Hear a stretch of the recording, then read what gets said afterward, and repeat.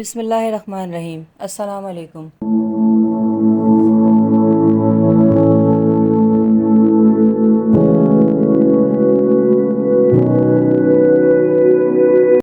تم قبر میں ہزاروں سال تک کیا کرو گے؟ ڈاکٹر مصطفیٰ محمود لکھتے ہیں، میں تمہیں ایک طریقہ بتاتا ہوں جو میرے ساتھ بہت کارآمد ثابت ہوا اور جسے میں اپنے اللہ سے تعلق پر زیادہ توجہ مرکوز کرنے لگا ہوں۔ قبر خوفناک ہے، ظاہر ہے کہ نیک لوگوں کے علاوہ۔ میں نے اس کے بارے میں سوچا اور اب میری عمر 54 سال ہے اور میں دنیا سے اور اس کی چیزوں سے تنگ آ چکا ہوں۔ اچھا، تو جب میں قبر میں جا کر اکیلا رہوں گا سینکڑوں ہزاروں سال تک تو میں کیا کروں گا؟ کیا تم نے کبھی اس کا تصور کیا ہے؟ اس لیے میں نے مندرجہ ذیل طریقے سے عمل کرنا شروع کیا۔ دیکھو، میں مر جاؤں گا اور میرے پاس ایک خالی بالکل تاریک قبر ہوگی۔ اس قبر کو سامان کی ضرورت ہوگی، لہٰذا میں ہر استغفار کو تصور کرنے لگا جیسے میں اسے اپنی قبر کی طرف بھیج رہا ہوں تاکہ وہ وہاں میرا انتظار کرے اور میری تنہائی کا ساتھی بنے۔ اللہ کی قسم، میں مذاق نہیں کر رہا۔ میں نے اپنی قبر کو مکمل ڈیکوریٹ کر دینے کا عمل شروع کر دیا ہے۔ قبر کے ایک کونے کو میں ہزاروں تسبیحات سے بھر رہا ہوں۔ یہاں میرے سر کے قریب قرآن ہوگا جسے میں روز پڑھتا تھا، آرام دہ بستر کا سبب بنے گا۔ ہر رکوع کو میں یہ تصور کر کے ادا کرتا ہوں کہ میں اسے قبر میں اپنا ذخیرہ بنا رہا ہوں۔ ہر کوئی مجھے چھوڑ کر اپنے گھروں کو چلا جائے گا اور میں اکیلا رہ جاؤں گا، شاید ہزاروں سالوں تک۔ میرے بچے چند سالوں میں مجھے بھول چکے ہوں گے، لہٰذا مجھے قبر میں ساتھیوں، روشنی اور جنت کی جیسے مناظر کی ضرورت ہوگی۔ میں تسبیحات، ذکر، قرآن، نماز اور صدقہ سب کو اپنے ساتھ تصور کرتا ہوں کہ وہ میرے دوست ہوں گے، میرے ساتھ وہاں ہنس رہے ہوں گے اور باتیں کر رہے ہوں گے۔ نبی کریم صلی اللہ علیہ وسلم پر درود پڑھنا میں نے اپنے معمولات کا ایک اہم عمل بنا لیا ہے۔ یہ وہاں میری محفلوں میں بھی شامل ہوگا، ٹھنڈے پانی کی طرح، خوبصورت لباس کی طرح۔ میں یہ چاہتا ہوں کہ میری قبر کی زندگی اس دنیا کی زندگی سے بھی زیادہ خوبصورت زندگی ہو، انشاءاللہ۔ کیا یہ بہتر نہیں کہ میں وہاں جا کر غیبت، چغلی، حسد اور دیگر دنیاوی گناہوں کے نتیجے میں بدبودار، کیڑوں دیمک لگے فرنیچر اور سخت پتھریلے بستر کے بجائے اپنی قبر کو بہترین چیزوں سے آراستہ کروں؟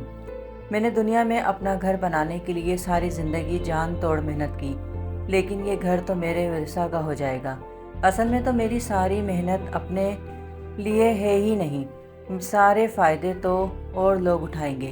میں نے سوچا کہ بہت ہو گیا ہے، مجھے اپنا گھر بنانا ہے جہاں صرف میں ہی ہوں گا اور ایک طویل عرصہ گزارنا ہے۔ اگر میرے تمام اعمال دنیا کی ضرورت کے لیے تھے اور اپنی قبر کے لیے کچھ بھی نہیں تھا، تو پھر تو میرے قبر والے گھر کے لیے سوائے عذاب کے، فرنیچر، مستقل اندھیرے اور سخت حساب کے کچھ بھی نہ ہوگا، اور میں ایسے گھر میں اکیلا کیسے رہوں گا؟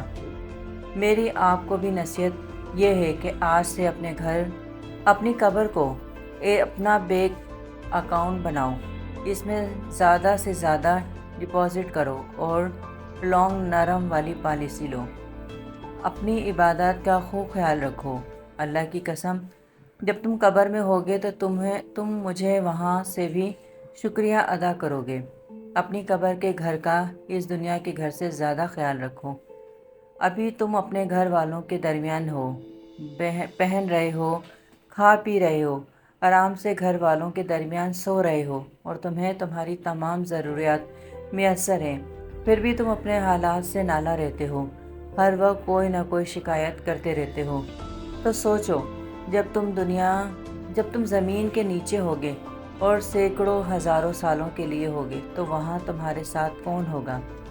تمہارے پسندیدہ سیاستدان، کھلاڑی، اداکار، تاجر، یہ تو تمہیں یہاں بھی نہیں جانتے اور نہ ہی انہیں تمہاری اتنی فکر ہے۔